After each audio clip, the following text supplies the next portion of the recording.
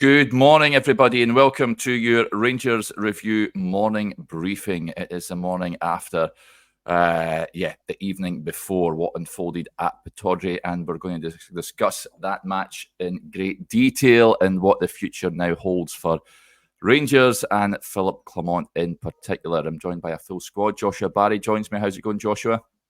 Yeah, good, slightly sleep deprived, another Rangers performance to talk through, but good to be on with yous both. Yeah, Jonny also joins us this morning. How's it going, Jonny? Yeah, good. Obviously, a really difficult night for Rangers last night, and plenty to certainly get our teeth into, both on the field and off. Yes, absolutely. So, if you missed the game last night, then don't watch it back. I know that Joshua, I envy you. I've not yet to be there. To be fair, Oh, and I might skip my rule for once, but yeah, maybe I'll have to later. Yeah, Rangers losing by 2-1 to Aberdeen last night. Another really disappointing display from Rangers. They went behind through Nicky Devlin before they got pretty unlucky, I think, not to equalise right on the stroke of half-time. Ross McCausland had the ball in the back of the net, but VAR ruled it out for offside. Serial Dessers, a fraction offside according to the lines that were drawn. But Rangers did manage to draw level in the second half. A moment of brilliance. A game that was devoid of much of that for Rangers. Nadim Bayrami firing Rangers back level, but it wasn't to be, with Aberdeen retaking the lead through a real comedy of errors in the Rangers' defence, and they failed to find an elusive second goal. They now fall 9 points behind not only Celtic, but Aberdeen as well. Just 3 points ahead of fourth-placed Motherwell at this moment in time. We're not even in November yet. I'll come to you first, Jonny. I know that Joshua was on with Chris at Pittodrie last night. Can you see any way back for Philip Clement as Rangers manager? No, I can't. You lose the fans and you've lost them. It's as simple as that. And talking to people this morning, getting various WhatsApps and texts and looking at social media, it's fairly obvious the fans are of one when it comes to the manager now. And I think there's several levels to that. The main one being, I think Rangers fans have shown with Steven Gerrard that they can accept defeats and pain along the way if the road is clear. But I have to say that Philip Clement has now been in charge for enough time and we've seen enough games, and it's totally baffling what the team are trying to do, from team selection to just the style of play on the pitch. If he's trying to do what he's delivering, then it's nowhere near good enough. If it's not working, then we need to know why. What's the situation? Because there are very few green shoots to speak of where you go, right, okay, it's coming together now. I can see what he's trying to do. The football's turgid beyond belief, Derek. It's boring to watch. You know, you're watching the game last night, one of the biggest games in Scottish football for quite a long time, and your attention's drifting away from it before you watch it because there's just so little, quality on display from Rangers. It was really, really terribly bad in that first half. It was up there with some of the worst performances that we've seen over the last decade. And this is not me saying it. I think Rangers have to break this rinse and repeat sacking manager cycle. But the fans are making their voices clear. And when you lose the fans, you're at a hiding to nothing, Derek. You're on a hiding to nothing. And I can't put up a defence for the manager. It's very, very difficult. I think he's been given a really, really difficult situation. That much is obvious. I don't think it's a situation that he thought he was going to get or he was told he was going to get when he walked through the door. I don't think he's a bad manager. He's won 3 league titles with 2 clubs in Belgium. But this is clearly not working out. And what's the pathway out of this? I just don't see it. I see more difficulties on the horizon. I see a semi-final that is one that Rangers should breeze through, but I don't think they will. I see games in Europe against Manchester United and Spurs, which any Rangers fans should be trembling at the prospect of, because I think those are two teams that will give them a really, really hard time. And Man United are no great shakes, as we know, but the quality that they have, I think that they'll put this Rangers side to the sword. And you've got potentially a cup final in December that will probably be against Celtic or an Aberdeen side that looks better than Rangers. So I just don't know the way out of this, Derek. I think it's an extremely difficult situation with the club. I've probably never been so pessimistic since 2016, when Rangers got back into the top flight for Rangers opportunities, because every element of the club is now looking like it's in a bit of flux. You know, you've got no permanent academy head, you've got no direct football operations, you've got no CEO, you've got no permanent chairman, and you've got a manager that's a dead man walking. So, I mean, where do you even begin to put that broken Easter egg back together? It's just a terrible situation. Yep, we know the issues behind the scenes, but on the park, Philip Clement is a man in charge and responsible for Rangers' displays on the pitch, and they're failing to deliver. And his post-match, like you say, Jonny, his post-match press conference, his interviews to Sky, BBC and the likes have left many Rangers fans bewildered about some of his comments. Don Gaming says, I don't feel like Clement understands the club. His post-match interview speaks volumes. You touched on it last night, Joshua. Murray says, one of the best performances of the season, apparently. Yeah. He doesn't help himself with some of the lines that he's uttering to the broadcast media.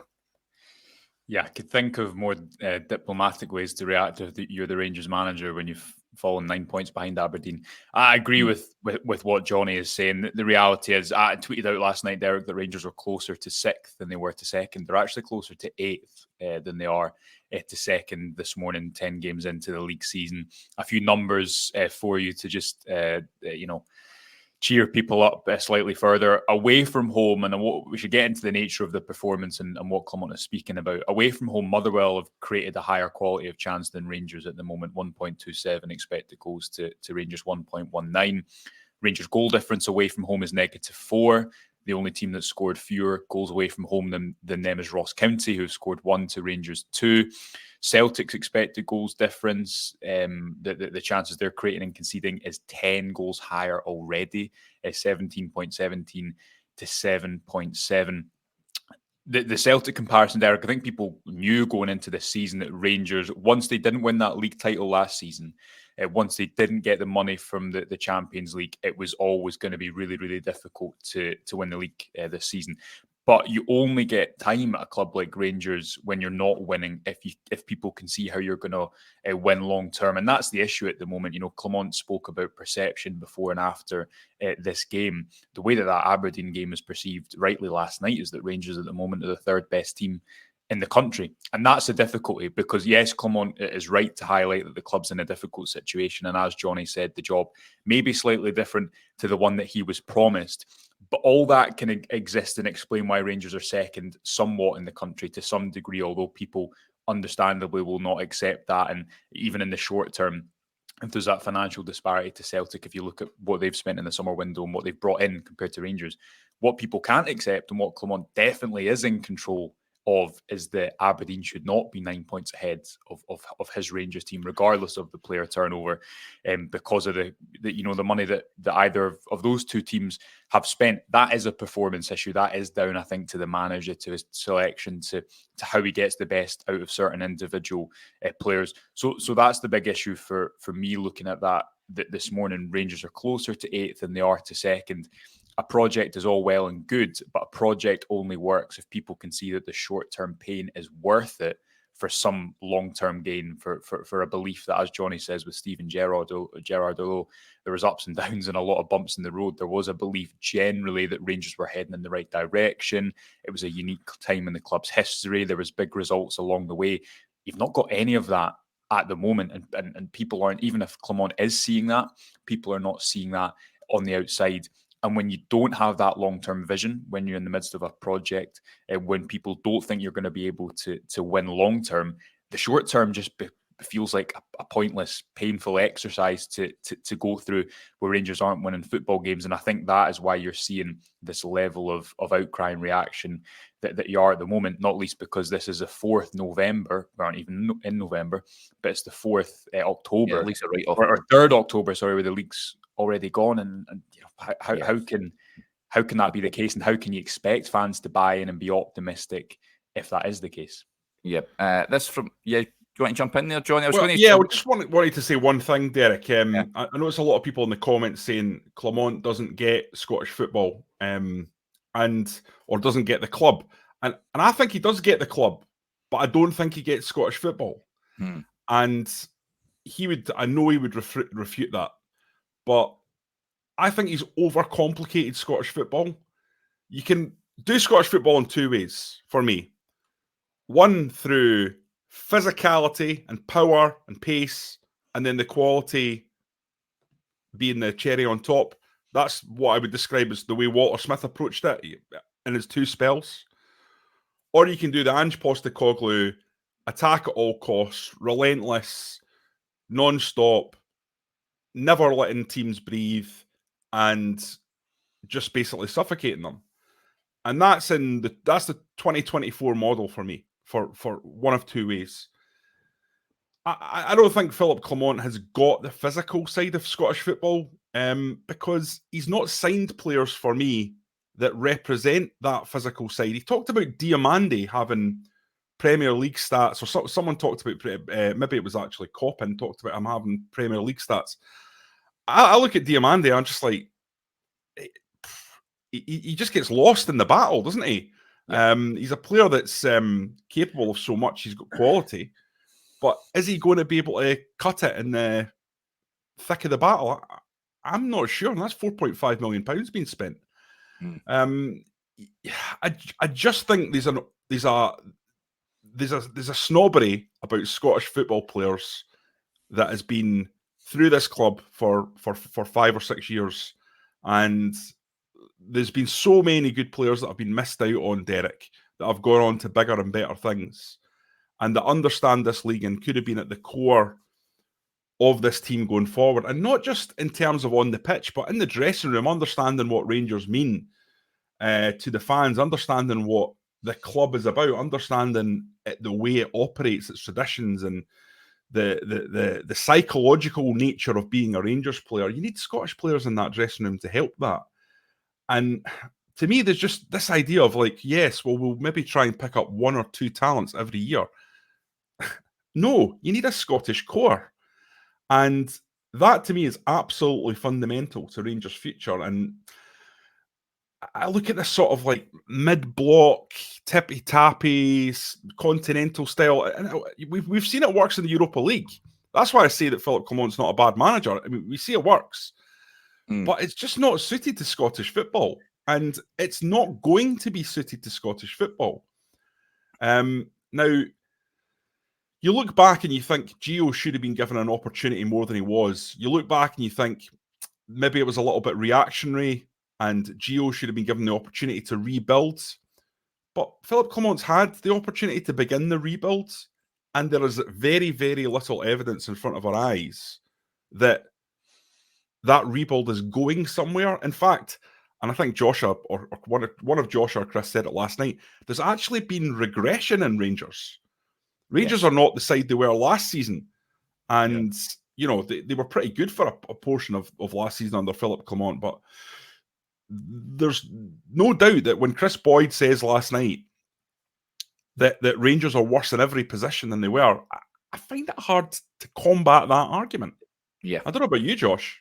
Well, do you mean about players in general, or performance, or both, or recruitment? I think performance in general. I think what you're saying there about the battle and the style of football Clement is playing. I think the issue at this point is the style.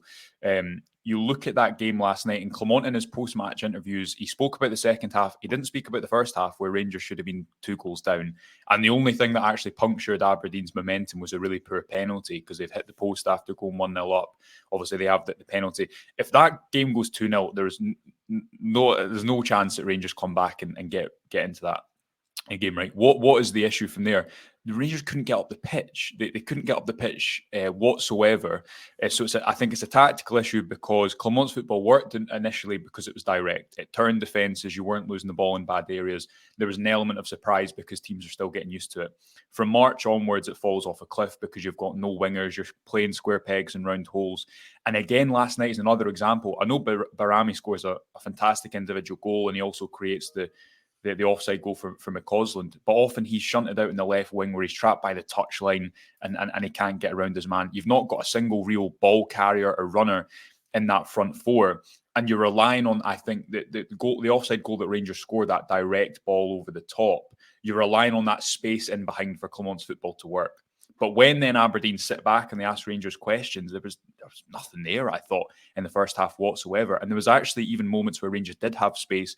You've got Lawrence, Dessers, Barami and McCausland, none of whom were either incisive enough or quick enough or good enough ball carriers to take advantage of it. So initially the style worked, I think, because it was direct, because it was pragmatic, pretty attritional. But as teams have called Rangers bluff a little bit and said, okay, we'll give you the ball in certain moments, but we're going to sit back and not leave space behind the defence.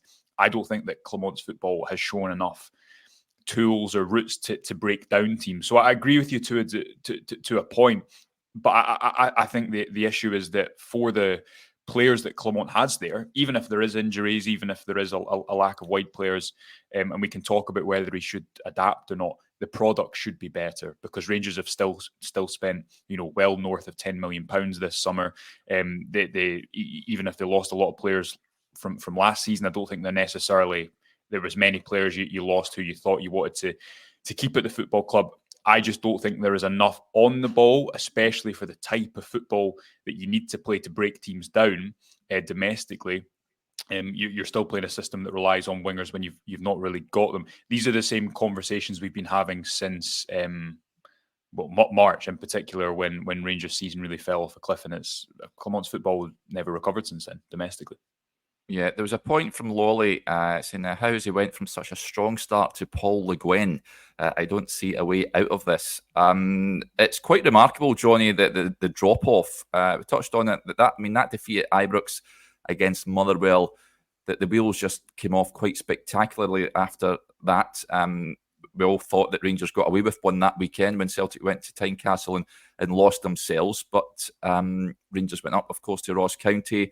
It was a debacle up there. Dundee was equally as bad, a real nothing game. And the wheels came off and Rangers lost the title. It looks like he's lost the dressing room. The players don't know what they're supposed to be doing. They don't look like they would run through a brick wall for the manager either. But it's quite remarkable. I remember when he came in and the players were saying how he had united the squad. The squad felt a togetherness and he had simplified things. There was a feeling that Michael Beale was overcomplicating things, and Clement came in and really made things simple for players to understand. What has happened? Derek, I'm exactly the same as you. I'm baffled by it. I can't quite put my finger on it. I think that there was a need to change over the leadership in this squad. You look at Tavernier, Goldson, Cantwell, Lundstrom. I think everyone had agreed that these players had run the race for Rangers and it was time to move them on. But at the same time, you have to replace them with better players. And, for all Lundstrom's faults, I think he would add physicality to this current midfield. and Lundstrom would have us all tearing our hair out in the fact that, he can't take the ball and turn with it. He's got so many limitations, but is he better than what they have? I'd probably say at the moment, yes. These are young players in that midfield who have got space to grow and become better. Goldson is certainly better than what we have what Rangers have at the moment. There's no doubt about that in my mind. I think he was massively underperforming towards the end of the season. As you say, after that loss to Motherwell and then the loss to Ross County, Goldson was very poor, as was Tavernier. But if you're talking about Goldson over the course of his contract, I mean, no, miles better. I just wonder if, in some ways, Scottish football managers are quite clever when they see a chink of in the armour. And I wonder if perhaps Kettlewell that day showed a blueprint, showed the way forward in terms of how you get at Rangers, and suddenly managers like, that's how you do it. And turning the ball over quickly into the wing areas, because Rangers just seem to struggle structurally with long balls on transition, especially into the channels. The way Gerrard's teams always combated that was they were extremely drilled in terms of the midfield players dropping into the fullbacks and sorting that out, mopping up danger. Ryan Jack and Glenn Kamara, how much danger did they snuff out over the course of 2 or 3 years under Gerrard? It was tons, because they were so disciplined and gave themselves for the team. But there isn't that kind of structural integrity to Clement's side. There isn't that sense that when you watch them, you understand what they're doing, and the players look like they absolutely understand what they're doing. I might be totally wrong about that. Might be more sophisticated than I'm capable of understanding, but I just don't see it. And you just have to imagine, Derek, that what's happened fundamentally is Clement came in, he got that new manager bounce. Everyone was happy he wasn't Michael Beale.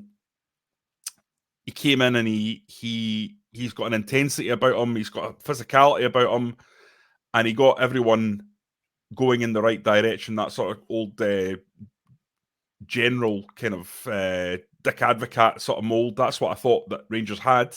Disciplinarian, kind of strongman manager. And I thought that as well. From that moment, that Motherwell game, it all started to go shaky. I thought the manager, who was flawless, Derek, absolutely flawless in his media relations, suddenly started to go a little bit wonky. Suddenly the tune started to stutter a little bit. The record started to be scratched. And that's been becoming more and more concerning, to the point that you get to last night, where he did several just bizarre interviews. There's just no way of getting around it. Talking about it being one of the best performances of the season. I mean, Rangers allowed 20 shots last night. 20 shots. Now, going forward, if he was to say, going forward, we created 1.7 XG at Aberdeen, got 17 chances, 4 big chances, and we were let down by haphazard finishing, I would agree with that. But at the same time, you can't ignore what's going on at the back. Aberdeen created 2.1 XG. Now, okay, 0.7, is it 0.73 or 0.71% of that is the penalty? Yeah. But still, that is a lot of creation going on against you. I think Rangers defensively are a shambles. Both goals, the first goal, both centre halves going for the same man and going towards the ball and leaving 2 guys at the back post, and Casemiro doesn't, he turns his back on the ball. Yeah. But he doesn't know where to go. That's not his fault. That's the centre halves. But then turning his back on the ball, just dreadful. I actually thought he was one of the better players on the team, to be fair, but I thought that was a poor moment. Schoolboy stuff. And then for the second goal, I mean, what is Tavernier doing? I mean, try to take a touch in the box there. I mean, just thump it out of play. And then slow reactions, not getting across your man well enough. It was poor. It was just so poor. And that's at the heart of it, Derek. A porous defence, a forward line that can't be trusted. I tweeted last night, Barami is the only one that's got a touch that you can rely on. The rest of them, they're just guys that are going to get a manager the sack, because they'll show you something 1 game in 3. And we know that's not Rangers. It's never going to be Rangers.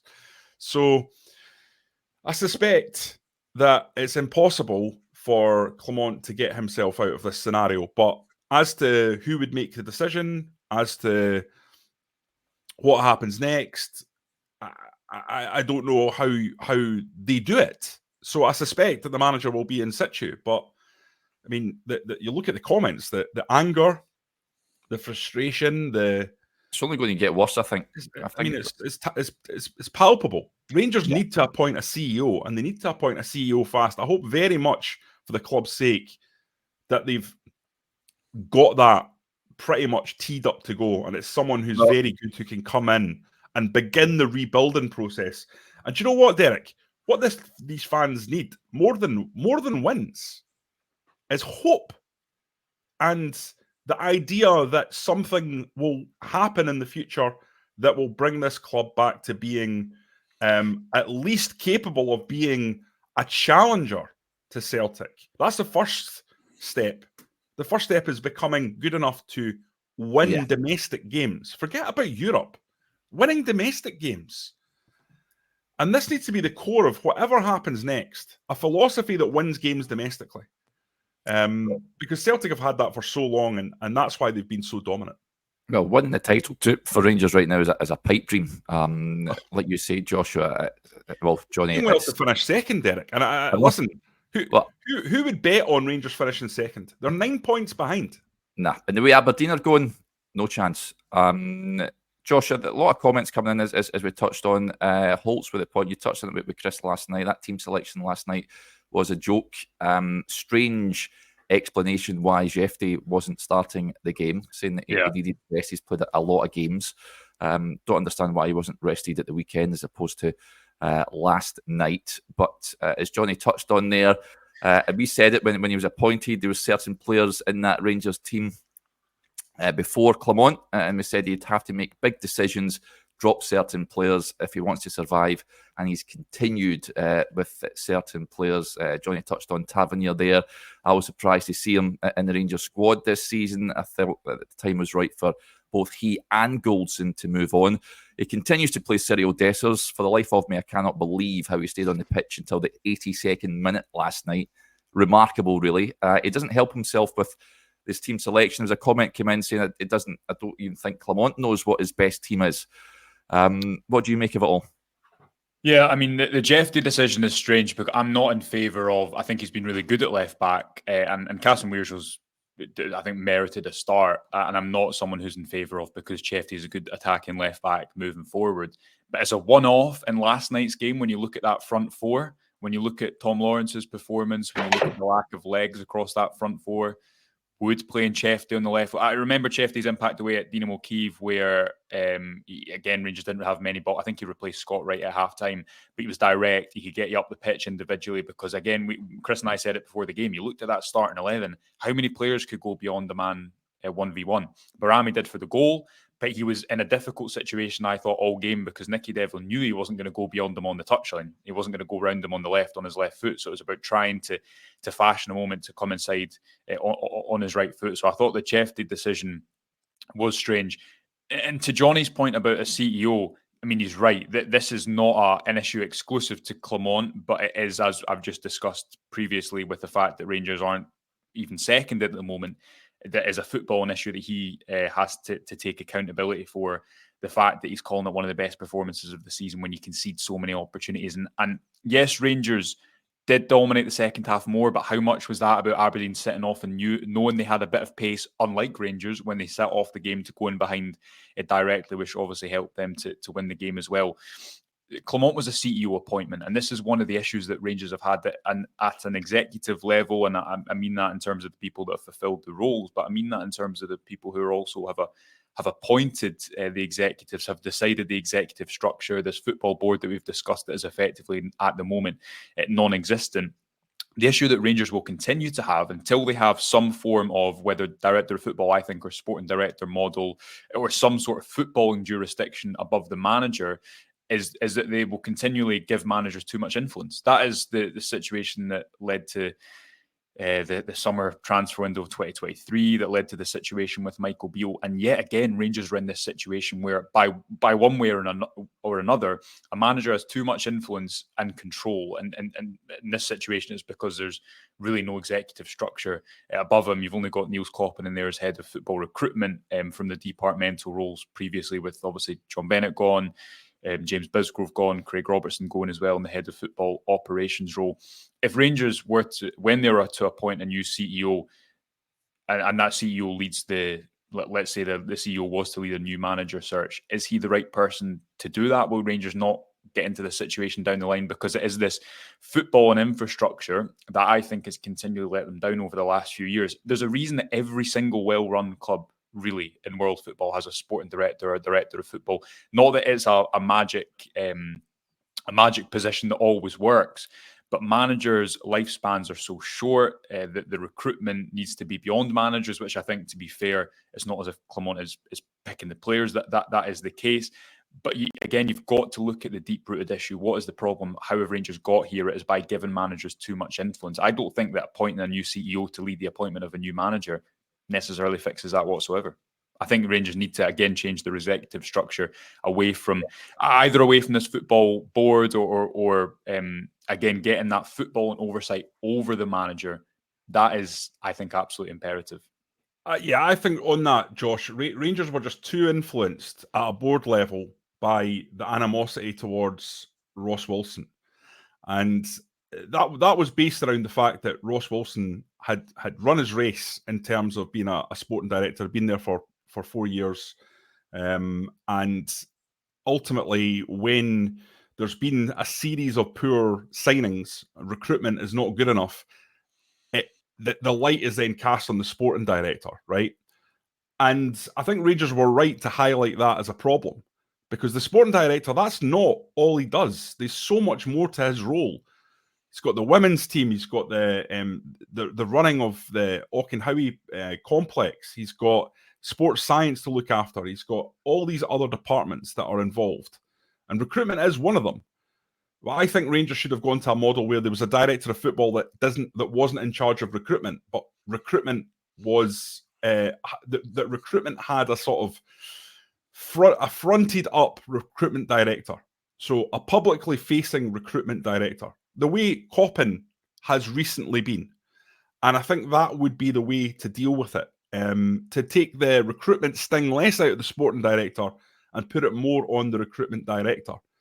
And to me, that's obvious, because then if recruitment's bad, you can change the recruitment director without having to change the director of football, who needs to be there long term. I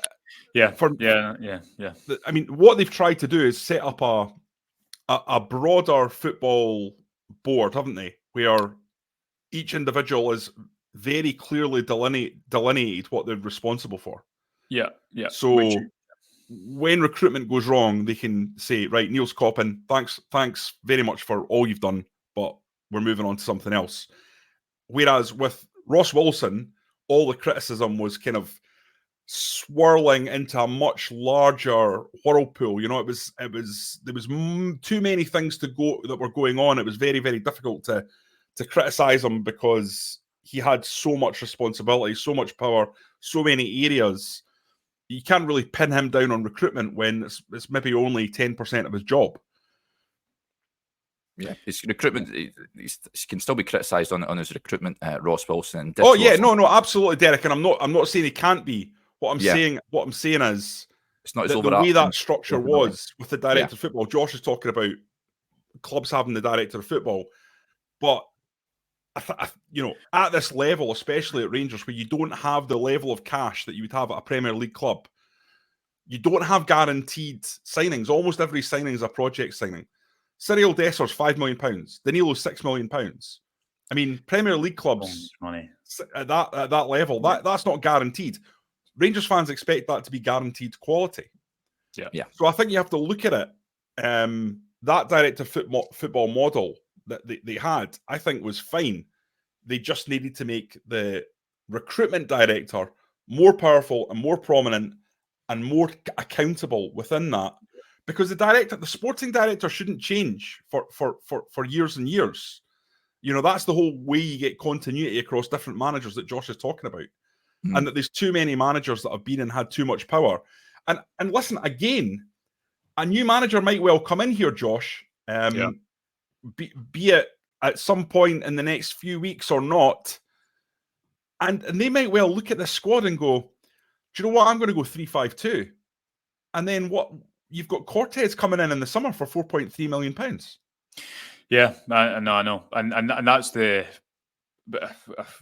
point we've made 100 different times, isn't it? Is that you change from style to manager to manager. The thing is, if you look at last night's game as well, I agree with you totally with what you say about the performance. I don't think there's a performance where there's really anything to hold on to, because the only way Rangers really get back into the game, yes, they're able to keep some territory in the second half. Yes, they have some opportunities, but I think Aberdeen set off the game a lot as well. Rangers also had a moment, no, we've not really talked about Cyril Dessers. I think it's the longest run he's went without a goal. I think it's 8 games now. I heard that in the commentary last night. The quality of chance, I don't know what the quality of chance that the XG said on Morris's shot that eventually won the game at the back post. But Dessers has that moment, like he did in the first half, where he's through on goal, he hits the defender. He has the moment where Dujon Sturm plays it into Tavernier, who actually plays a really good cutback. I think this is when the game's still at 1-1. Tom Lawrence misses at the front post. Dessers tries to take a touch instead of hitting it. That is the reality as well, that Rangers don't have a striker who's going to continually overperform. Dessers has had good moments. Last season, we defended him at different points. But I think we've all said over the course of this season, and this ties into Danilo's recovery as well, he's not a striker for all occasions. He's not someone that Rangers can rely on to consistently overperform, be clinical, take opportunities consistently. And Josh, when you let me jump in there, yeah? Just to answer your question. So Cyril Dessers' chance on 3 minutes, he did really, really well to get himself some space. It was the best moment of the match for him. Yeah. It was a 0.25 XG opportunity. Yeah. The goal for Morris was a 0.18 XG opportunity. Yeah. There you go.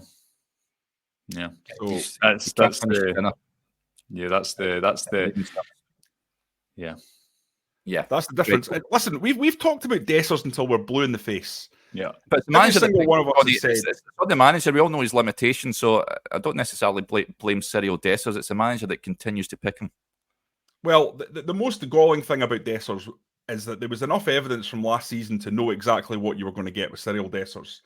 And Rangers had serious interest from the MLS, and the player decided he wanted to stay. The player shouldn't have been given a choice.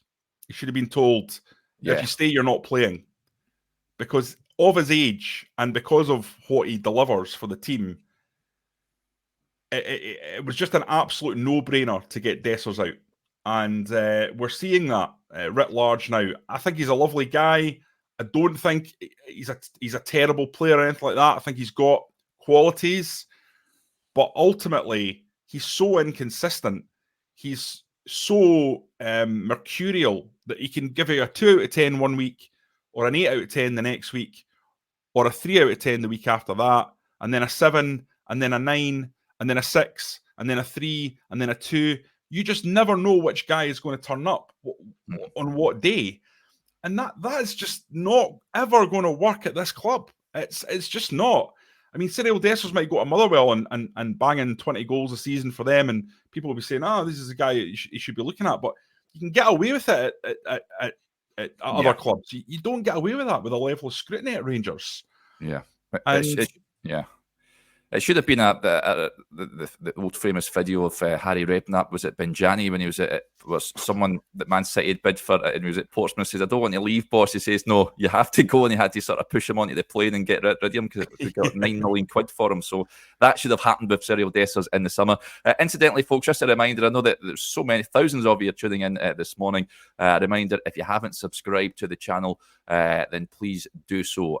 It'll hit the notification bell as well.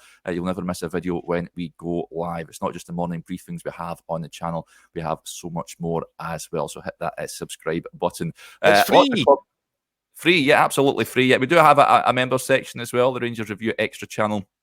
I believe yourself, Joshua, and Adam are recording a video at some point, either today or tomorrow. And you did one on Nico Raskin earlier on this week. Stevie and Chris have got their talking point series as well, so plenty on the extra channel as well. Let's crack on. There's a few points I wanted to bring up. Someone mentioned that what's the solution, lads, to the current situation? Chris Boyd last night said that need to make a change. I think the vast majority of the fan base would agree. Jonny, caretaker manager time, do you think? For just you know what, the whole thing's fraught, Derek, because part of me says Clement's built a team of young, inexperienced in this league players. So you almost want to go and get the next manager in right now to start working with them. But then you begin the process again because this group of players are not equipped to face Celtic. There's at least 3, probably 4, maybe 5 Old Firm games left in this season. And if the manager loses those with this group of players who aren't equipped to go up against Celtic, then at the end of the season, everyone will say, well, he's got to win the first Old Firm game. And you're back. Yep. You're back in the nightmare. So that's why it's so difficult, because look, would you rather have Clement or would you rather have Alec Gray? Because if Clement goes, it's probably going to be Alec Gray as the kind of in charge for the interim. There must be someone out there, a safe pair of hands you can bring in interim on an interim basis. I think what this team would need if Clement was to go would be a coach, like someone who's a really good coach, a young, forward-thinking, technical coach who can get them really, really organised and get these young players developing. But I mean, how many of them are available on a whim for half a season? Really, really difficult. Yeah, I just don't know what the right course of action is on that front. The one name that would stand out to me that I think if Clement was to depart, that Rangers should go cap in hand. Now, people will say it's unrealistic, but I think he's 61 now. He's been in the Premier League for a long time. He's won a trophy and got a taste for it, a European trophy, and that's Davy Moyes, boyhood Rangers fan. Jonny, I would definitely be going to him first and saying, well, I don't think you fancy something a little bit different. Now, it might be, Derek, as you say, that is completely unrealistic because Davy Moyes just wouldn't accept the drop in wages. It would be a huge drop in wages. But sometimes in life, people fancy a challenge. People fancy something different. So that would be my number one job. Yeah, I think he'll get another Premier League job. I think he would get another Premier League job. Absolute, whether or not of that as well. By the way, I don't know what they're thinking about getting rid of Moyes and getting in Lopetegui as well. It's went a bit. Well, that shows you the quality of Davy Moyes. Yeah, he's the one guy that I would say. That's the one guy that's of a level that if you could get him, that I would say get him in now. Other than that, I think I'm pretty much convinced that it would have to be some sort of caretaker. But I think it's dangerous to write off a whole season with these young players that are there, and have a season of flux where their development is kind of wasted. Yeah, we had this sort of same chat, I'd imagine, around about this same time last year. Joshua, where do you stand on it all? Do you think a fresh voice in there would be beneficial at this moment in time? Rangers getting their annual new manager bounce. Yeah, I know. The only thing that gets them through the season, though, when I don't stand on the David Moyes, but what do they call it, train necessarily. Why not, Josh? Because he coached team. Well, I mean, for lots of reasons, but he's coached teams that don't dominate the ball. Rangers' whole issue that we've talked about for the majority of this morning is they need a manager. If we're just talking about domestic football, I think you need quite a manager for quite a specific style of football. Obviously, this time last year, Kevin Muscat was a name that was a lot of people, and he was obviously very close to getting the job, but he was a name that was on the lips of a lot of fans as well. You need someone who's, I think, quite a specific brand of football that has the ability to take Rangers on a project. Obviously, we should say at the moment that Clement is in a job, but from what we understand, that's not changed off the back of last night, because Rangers feel like they have to break this cycle, and Rangers feel like they do have a manager who's won in the past, and that was a big reason in him getting the job. in the first place in Scotland. But the issue that they're going to face, as we keep coming back to, is the fact that if you're not first and you're not second, you're just in a really difficult, just a kind of unacceptable. Your job has to be precarious. This is Rangers. It's not Dundee United or Hibs or whatever. And I do think there is. Listen, I think the squad still is suffered from the fact that so many people have been in charge of recruitment, so many managers have been in there, so many styles of play.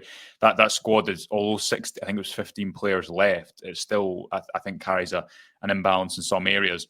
I think there is quality within that squad. I think the Rangers have signed some good young players. The issue that a game like last night really brought to the fore, though, is when Rangers have the ball in settled possession, when they're trying to break a team down. I don't think they're good enough. Clement now has 3 games before the next international break, which is, correct me if I'm wrong, Motherwell, it's Olympiacos away next Thursday, which I'm not overly concerned about that game, to be honest. Yeah. Jonny, it's domestically, it's a bit of a bin fire just now. They need to get that sorted out. Yeah, and Hearts at home as well after that. But the obviously the tenor of this conversation is that Rangers are a club that remain in crisis, and they've remained in crisis for a long time. They've pivoted from plan to plan. They've pivoted from how do we win now. They've now changed to a long-term strategy about we need to address a long-term issue. But the people who made those decisions, again, ahead of the manager and executive level, are not there. And it is a club that is relying now on an interim people in the CEO and chairman position. I think the next AGM is going to be interesting, to put it mildly. And what Jonny says, I think, is absolutely right. This underpins the whole conversation.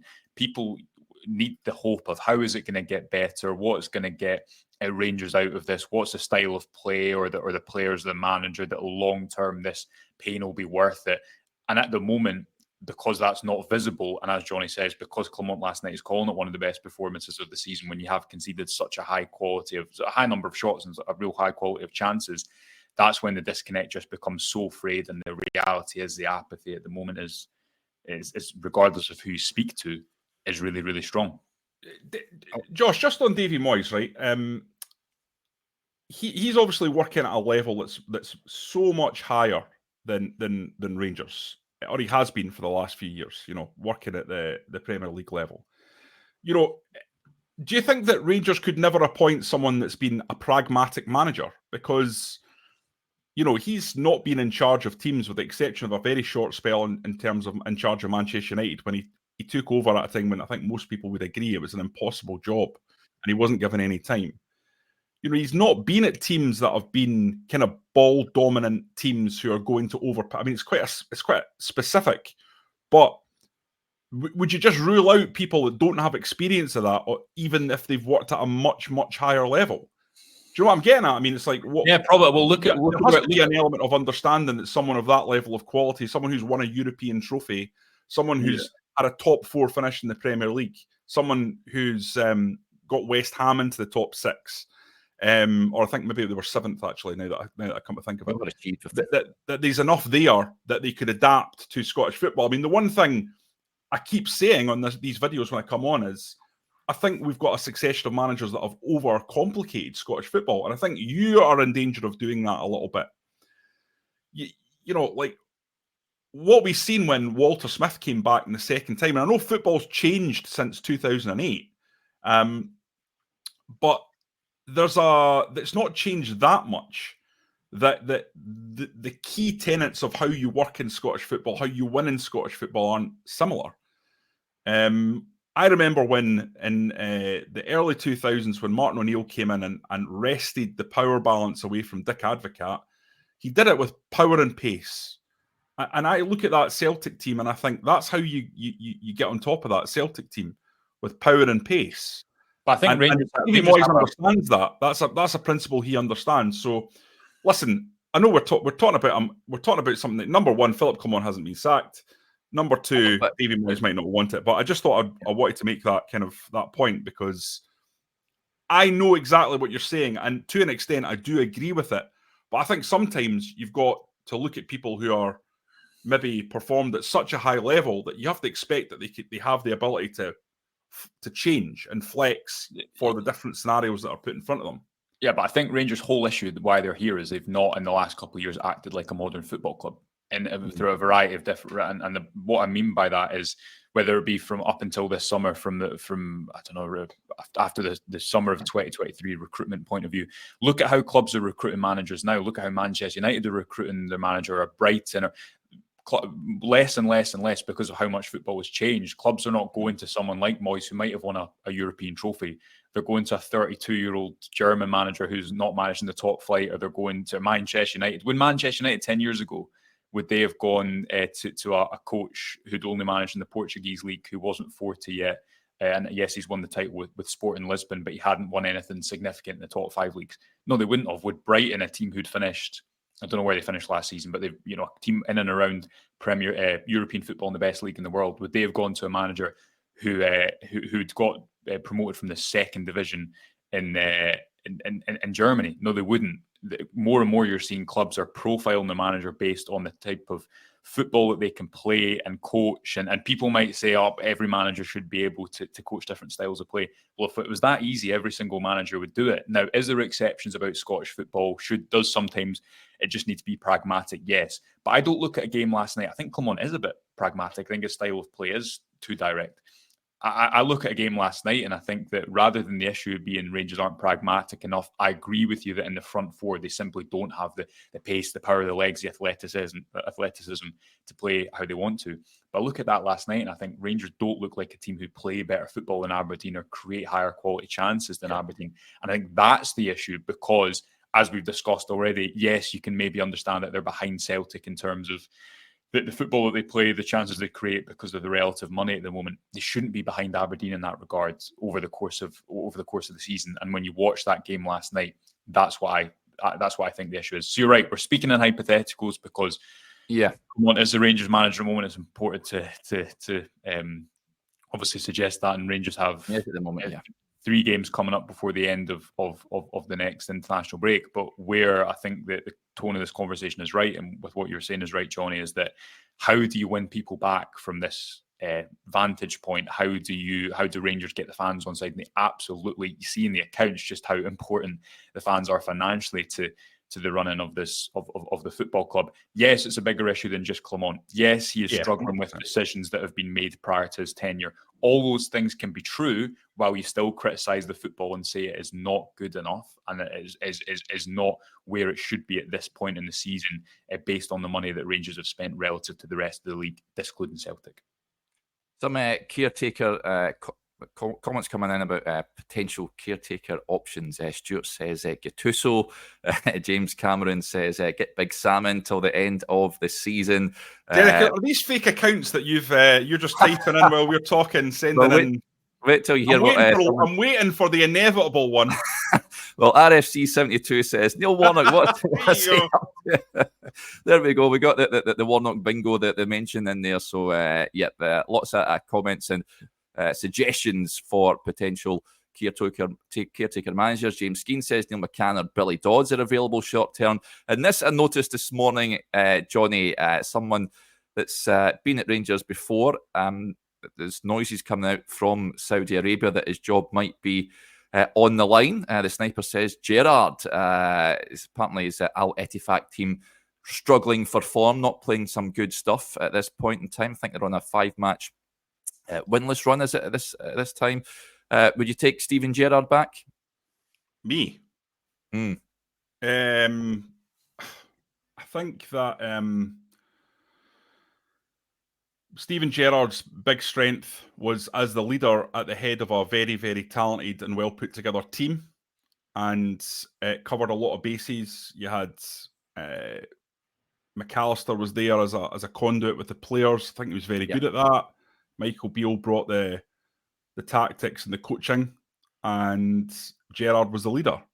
And you obviously shouldn't rule out that there was others there behind the scenes as well. I think working on set pieces and things like that, medical as well.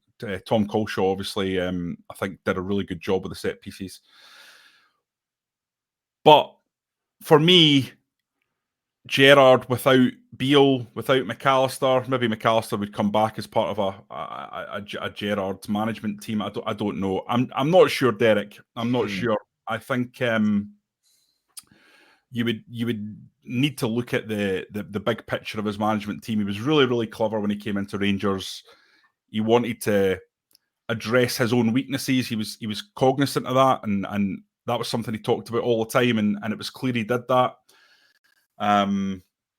So I'd be less inclined. Listen, I think that we can get carried away talking about potential managers. I really don't think Clement is going anywhere. I think he'll be given the opportunity. He might well win in this semi-final, and then there'll have been a little shaft of light for him to head towards, and from then on, it's just about winning every single game. Nobody, I think, in the Rangers support will want Clement to fail. Everyone will want him to go out there and turn it round. The question is does anyone have any evidence to believe that he can do that with this squad of players in these circumstances and based on the football that we're seeing week in, week out? And to me, the evidence there is overwhelming that the confluence of all these factors just make it impossible, or extraordinarily difficult. And that is just that is it. There's nothing more to say really apart from that he has got a really, really impossibly difficult situation in front of him, and it's about going out and winning that semi-final on Sunday, of course, but that's not going to cover over the cracks. It's not going to take away anything.